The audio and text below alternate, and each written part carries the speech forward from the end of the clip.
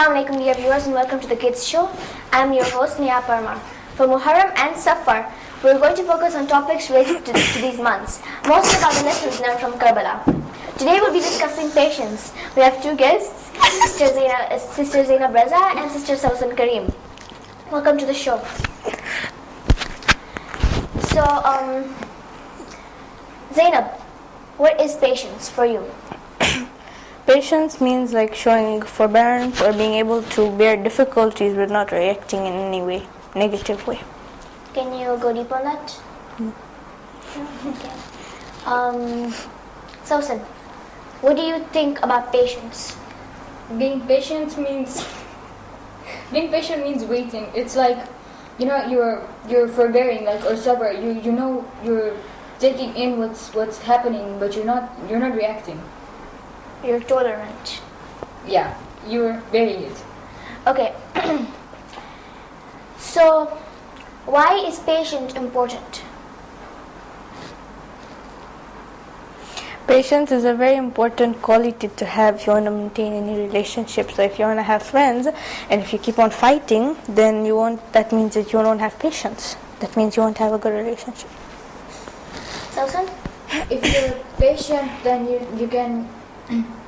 If you usually let people do things first instead of pushing around, you will become humble and you lose your pride. People will start loving you, and you will know your own value. So as Zainab said, you will get more friends.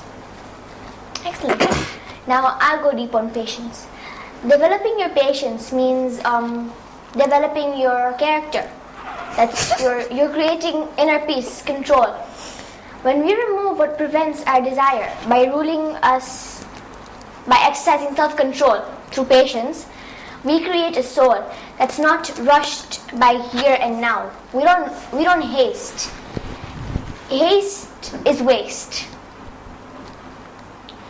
Zainab, can you explain what patience is in Islam?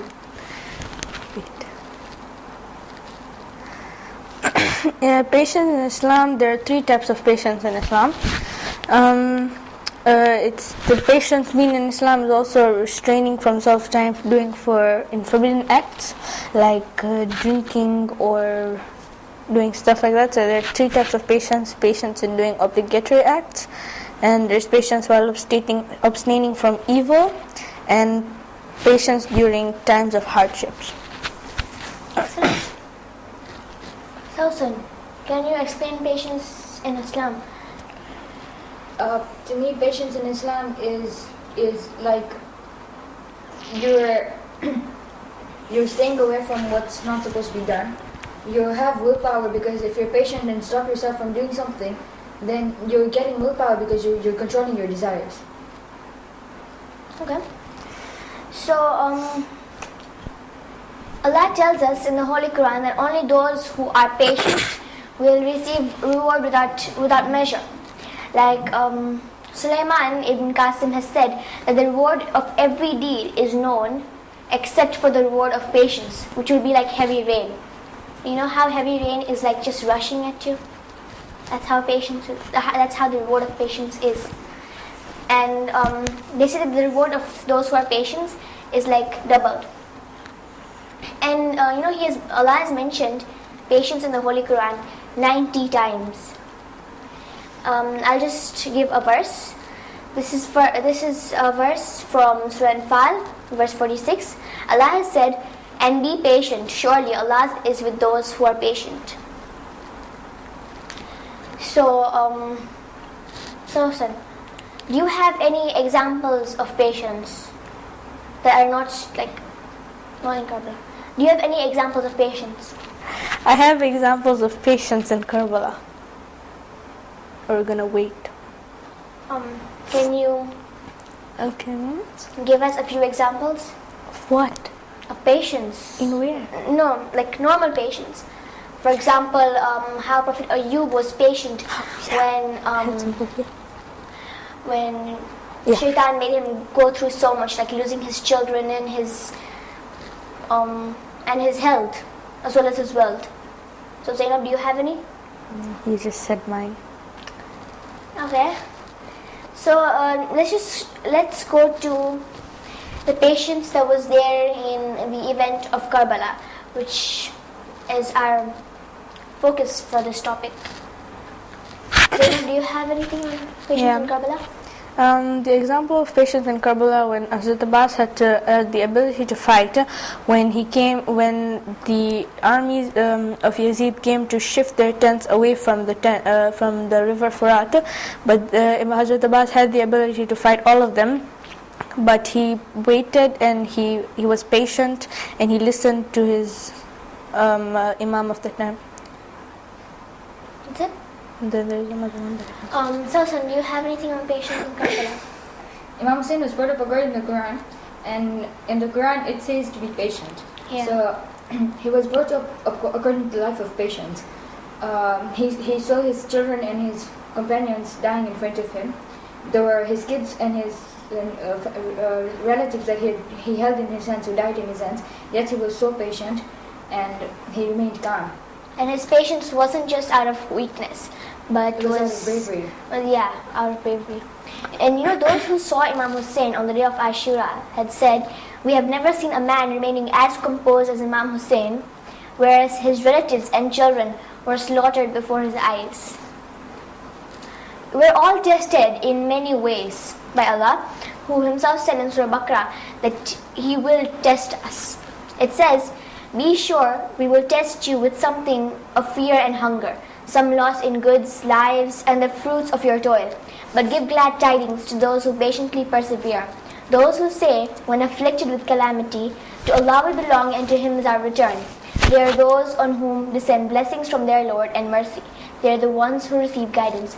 Meaning, when you're patient, you shouldn't be patient because you have to. You should be patient and you should be thanking Allah because He is testing you, knowing that you are capable of the test. So, Sausan, do you have any examples of how the characters in Karbala practiced patience? Maybe Zainab, if she hadn't been patient, then the mission of Imam Hussein wouldn't have been saved. Patience was everywhere in Karbala. There were the patience of mothers, the patience of the youth in Karbala, like Hazrat Qasim, who said death is sweeter than honey. The patience of the companions of Karbala, and the patience of the children of Karbala. And like Zainab said, one of the kind of patience was by Hazrat Abbas. Please stop. Hazrat Abbas, who was the brave and the strong warrior, the Alamdar, the flag bearer, the faithful brother, the guardian of Kulthum and Bibi Zainab, and Bibi Sakina's dearest uncle. Okay, all his life he was trained to be a soldier. His mission was to fight and protect Imam Hussein in Karbala. So, can you imagine a soldier like Hazrat Abbas, who was trained all his life for a purpose, and when it was time to put his skills to test, he was told to hold back. If you were in his spot, would you be able to hold back? His patience was like really great. He didn't say a word, and he accepted his fate graciously. So, do you have anything else referring to the patience in Karbala? Yeah, Bibi Sakina showed a lot of patience, but of hunger and exhaustion. Like when there was no food, she wouldn't whine or cry or do. Yeah. Imam Zain al-Abidin. Yeah, that was a very... He was sick and yet they treated him so badly. He could have done something because he was from the family of the Prophet. Yeah, he he did wasn't not deserve imam. to be treated like He was that. a He was ma'asum. an imam. Yeah, so he was sick and the way they treated him, he was taking everything and he was patient. Excellent. So, do you have any message to the viewers on patience? If you have patience, you will always succeed in life. Like example, if you and your colleague are in... Okay, I'll just start with my message. Patience is a condition of success See, Allah doesn't command us, okay, to do something unless He knows it's best for us. Patience and Iman are prerequisites for becoming leaders of this religion. It's a way to earn the companionship of Allah. It's a step to success. So be patient and you'll succeed. Sosan? Faith is divided into two parts, sabr and shukr. So if patience wasn't that important, it would not be a part of faith. So always be patient in life because it's going to help you and Help you succeed. help you succeed in life. Zainab? If you're patient, you'll be very successful in life, and you'll always have You'll gain self-respect. and you'll gain success. Okay? So, there's this quote, all things come to him who waits, provided he knows what he is waiting for. Meaning, okay, that reminds me of this story where there was this guy, okay, he just waited patiently. Okay, he was in the middle of the sea, he was drowning and he just waited patiently. But he didn't exactly know what he was waiting for. He just wanted help from Allah. 2 boats came, he declined their offer. A helicopter came, he declined their offer, okay, and he died. In heaven he asked God, why didn't you come save me? God was like, I did send you a helicopter and 2 boats. So you should know what you're waiting for. You shouldn't just wait unnecessarily because then you won't get anything. So thank you Sosan, thank you Sosan, thank you Zainab. I hope you come again. Those who would like to join me as guests can contact us by emailing at ibntv@raha.com or calling at 0712-928-995. Now for a short story for our viewers. But unlike the others, this story is a poem. Archie loved apples. He thought they were sweet. He thought apples were always a wonderful treat. He ate apples each day when he went out to play, but the part in the middle he just threw away. Then one day, as he ate an apple to the core, he caught sight of a seed, wondering what it was for. If he planted a seed, it might just grow a tree. Archie thought, what a wonderful thing that would be. So he planted the seed in a hole, core and all. He had faith it would grow, even though it was so small. With a shovel, he covered the core with a mound, taking care of the seed that was under the ground. He brought water each day in a watering can. He did his best to make good on his plan. Every day he returned with the hope he would see a small sign of new growth from the seed to a tree. But the sign didn't come, and as time drifted by, Archie started to doubt whether he should still try. There was no hint of green, nor the tiniest leaf. Was an apple tree really worth all of the grief? He was ready to quit if it would just not grow. For so long he had watered that seed down below.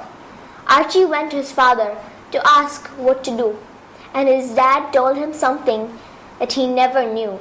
He said, sometimes things don't go the way that we plan. Sometimes people give up when they don't think they can. But to those who keep trying when no one else will, there are dreams to achieve and great hopes to fulfill. These words struck Archie's mind and he knew they were true. He would try to be patient and keep trying too. Archie came every day without fail to the seed. He brought water and tended its every need. Then one day, like the sun breaking out from a storm, a green leaf sprouted up from the ground in true form, reaching into the sky as if saying hello. The new tree met the one who allowed it to grow. Archie saw the small leaf and a tear filled his eye. He was so full of cheer that he started to cry. It was patience that brought his new life from the ground. It gave Archie more joy than he ever had found. He hadn't given up when the outlook was grim. He held that little seed that depended on him. And the tree brought him apples in time that were sweet. It brought him even more apples than Archie could eat. It grew strong, broad, and beautiful, ever so tall, from the patience and hope for a seed once so small.